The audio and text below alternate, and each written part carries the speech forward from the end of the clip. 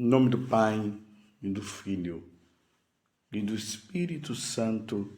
Amém.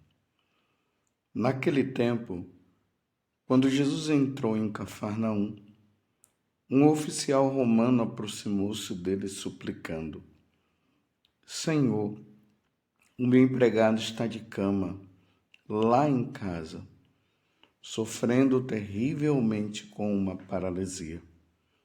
Jesus respondeu: Vou curá-lo. O oficial disse: Senhor, eu não sou digno de que entres em minha casa. Diz uma só palavra e o meu empregado ficará curado. Pois eu também sou subordinado e tenho soldados sob minhas ordens. E digo a um: vai, e ele vai. E a outro: vem, e ele vem. E digo ao meu escravo: faz isto, e ele o faz. Quando ouviu isso, Jesus ficou admirado e disse aos que o seguiam: Em verdade vos digo, nunca encontrei em Israel alguém que tivesse tanta fé. Eu vos digo, muitos virão do Oriente e do Ocidente e se sentarão à mesa no reino dos céus, junto com Abraão, Isaque e Jacó. Palavra da salvação, glória a vós, Senhor. Meus irmãos e minhas irmãs, estamos neste tempo novo, neste ano novo litúrgico. Ontem nós começamos esse tempo que se abre com o Evangelho, que nós vimos o Evangelho de São Marcos, que é ele que vai nos acompanhar agora durante todo este ano, onde o Senhor faz esse convite para nós. Nós precisamos estar preparados. Preparados para quê? Para a sua segunda vinda. E aí nós vamos relembrar essa segunda vinda de Jesus, vivendo, experimentando, celebrando a sua primeira vinda na noite de Natal. Será um tempo muito importante para nós. Tempo de avaliação, de percebermos como é que nós estamos, se realmente nós estamos vivendo de forma que, se o Senhor chegasse agora, para onde nós iríamos? Nós iríamos estar com Ele no céu ou nós iríamos ficar afastados dele para sempre no inferno? Esse é um tempo de esperança, porque nessa esperança nós estaremos pedindo a Deus a graça: Senhor, salva-nos, mas ao mesmo tempo nos percebendo o que é que tem na minha vida, o que é que eu estou vivendo que poderia me impedir de estar com o Senhor. O que me impede? O que me afasta? No Evangelho de hoje, nós estamos aí de maneira especial no Evangelho de São Mateus, capítulo 8, do versículo 5 até o versículo 11. Um oficial romano que aproximou-se de Jesus, suplicando: Senhor, o meu empregado está de cama lá em casa, sofrendo terrivelmente com uma paralisia. Aqui é muito importante nós notarmos o seguinte: um oficial romano, um pagão, adorador de Júpiter, de Vênus, adorador dos deuses romanos. Ele não adorava o Deus verdadeiro. Ele não era aquele que adorava, como diz no final, aqui Jesus entusiasmado, falando de Abraão, Isaque e Jacó. Abraão, Isaque e Jacó que tiveram a experiência verdadeira com o Deus único e verdadeiro. Deus se manifestou a Abraão, Isaque e Jacó. Lembremos que Abraão era um pagão. Ele vivia na cidade de Ur, lá na Mesopotâmia. Lá o paganismo era grande. Eles adoravam também os deuses criados por eles. Então, Deus se manifestou a Abraão, dizendo para Abraão para sair de Ur, que ele ia enviá-lo para uma terra nova, onde manava leite e mel. Isso aí foi se ver lá no tempo de Moisés. E a partir de Abraão iria se começar um povo novo, um povo que seria a luz para todas as outras nações, as nações paganizadas que ainda não tinham conhecido o Deus único, o Deus verdadeiro. E Deus falou para Abraão: olha, Abraão, de você virá uma grande descendência, e essa descendência depois foi se compreender que era nosso Senhor Jesus Cristo.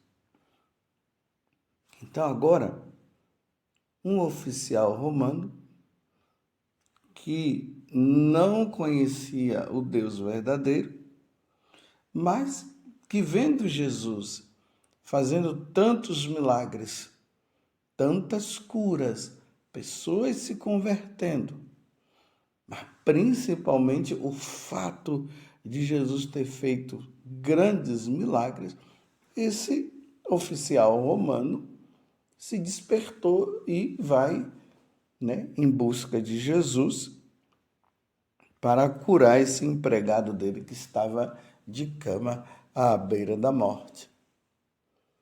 E quando Jesus fala que iria curá-lo, que iria lá na casa dele para curar, ele disse: não, Senhor, não precisa ir, o Senhor cura daí mesmo, porque eu não sou digno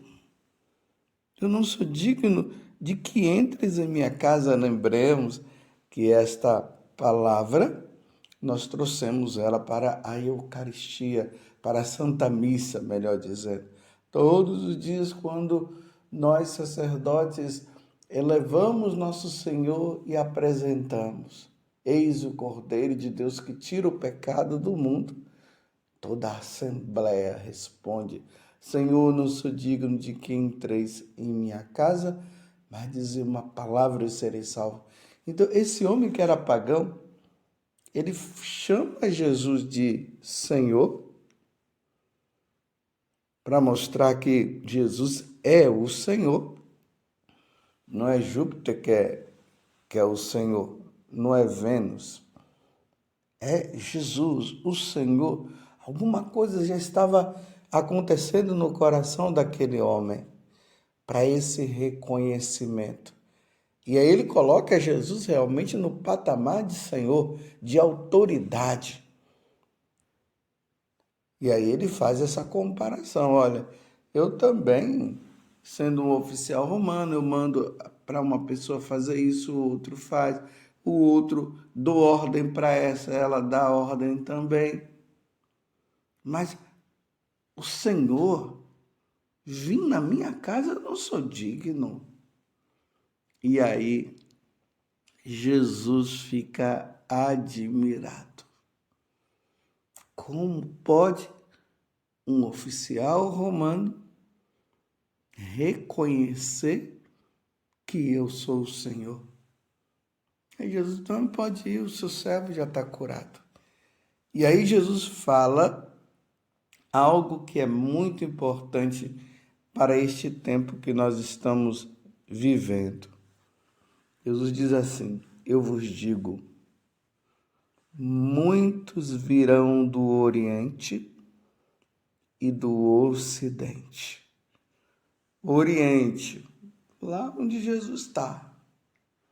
O Oriente é lá, Jerusalém, lá aí nós temos o Japão, a China, nós temos a Capadócia, o Irã, lá no Oriente.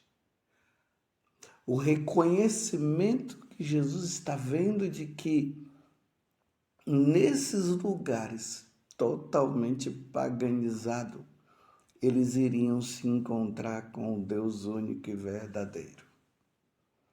E no Ocidente, então, Roma, a Europa de um modo geral, nós aqui no Brasil, que fomos atingidos também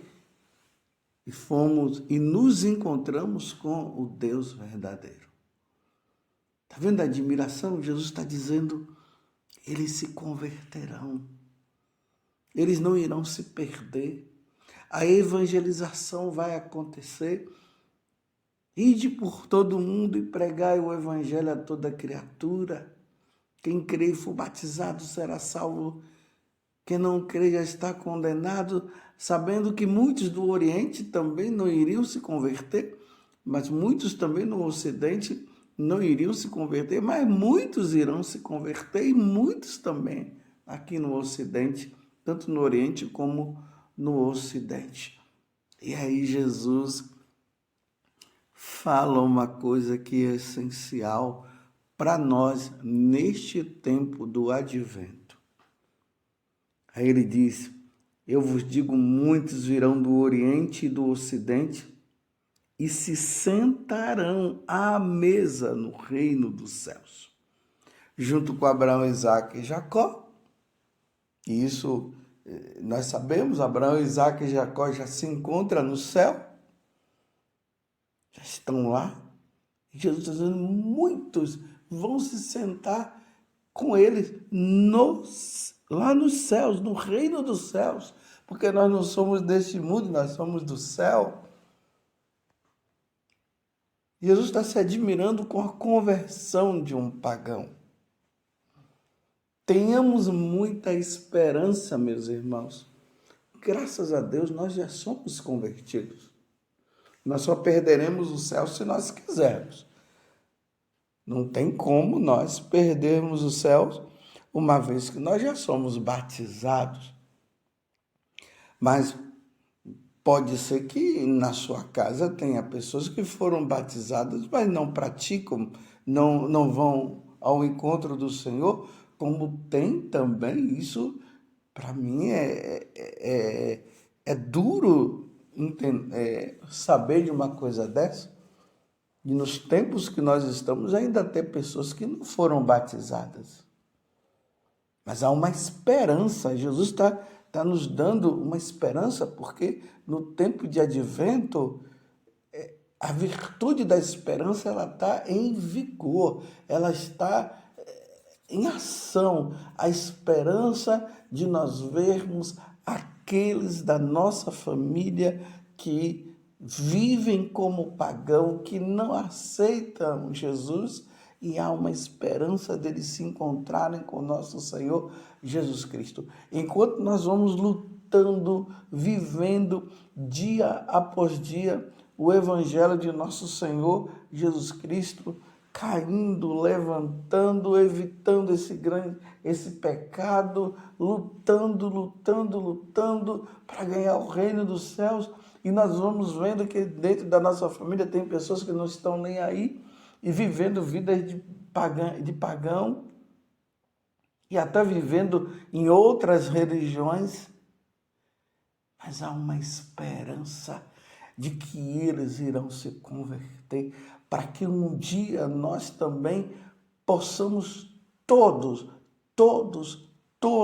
estarmos no céu, no reino dos céus, junto com Abraão, Isaque e Jacó. E aqui eu acrescento, junto com Nossa Senhora, junto com São José, junto com aquele santo de devoção que nós temos. Imagina, meus irmãos, que alegria, que maravilha vai ser.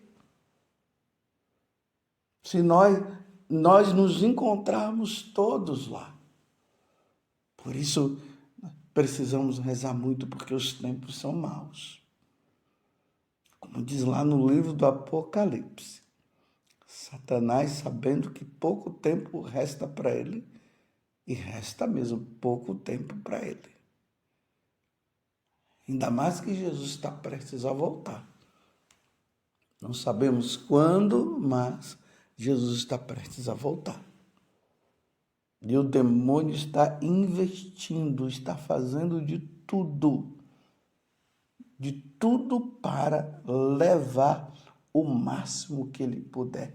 Por isso, penitência, jejum, oração, como Nossa Senhora fala muito bem nas aparições. Precisamos rezar, fazer sacrifícios pela conversão dos nossos, para que, através das nossas orações e dos nossos sacrifícios, eles possam abrir o coração.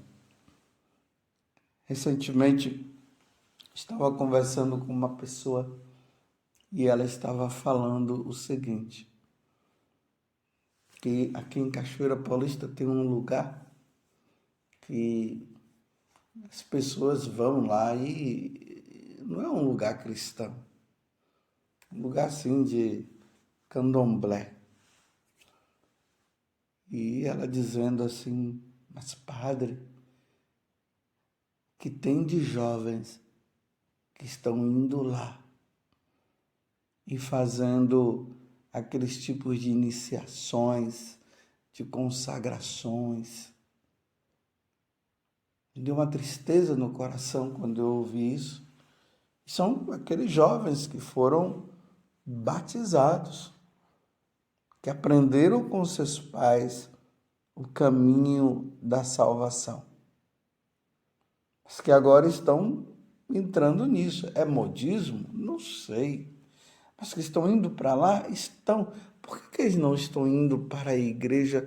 Por que eles não vão no domingo à Santa Missa? O que está levando eles a irem para esses lugares?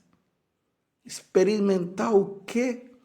Fazendo aqueles tipos de consagrações que não são consagrações a Deus, a nosso Senhor Jesus Cristo. Não são consagrações a Nossa Senhora.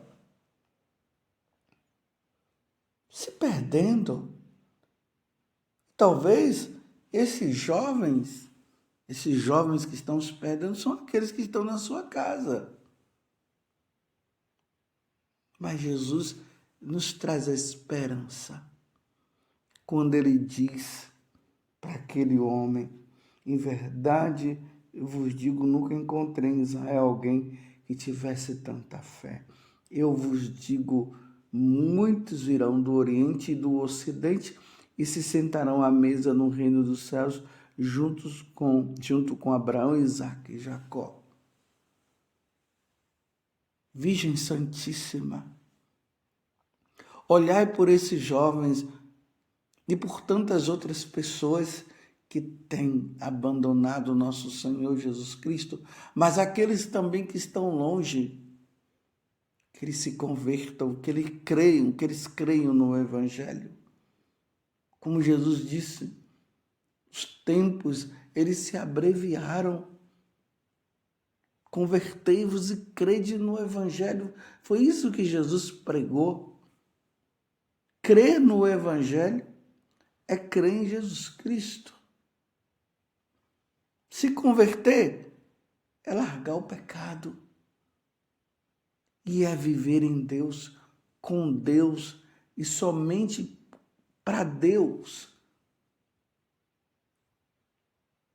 Que nesse tempo de advento que nós começamos ontem, possamos, como eu disse antes, rezar, porque, meus irmãos, é um combate espiritual, é uma luta grandiosa, não é brincadeira, temos que lutar, temos que pedir a Deus, claro, com muita tranquilidade, com serenidade, oferecendo as nossas orações, o texto que nós rezamos, a adoração que fazemos, a missa, que é o principal, colocando ali no sacrifício de nosso Senhor Jesus Cristo, quando o padre começa a missa, que ele diz: oremos.